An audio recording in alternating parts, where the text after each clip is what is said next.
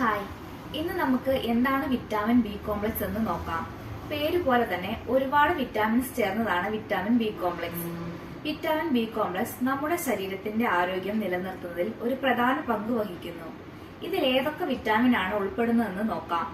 ടയമിൻ, vitamin B1, riboflavin, vitamin B2, niacin, vitamin B3, pantothenic acid, vitamin B5, pyridoxine, vitamin B6, biotin, vitamin B7, folic acid, vitamin B9, cyanocobalamin, vitamin B12.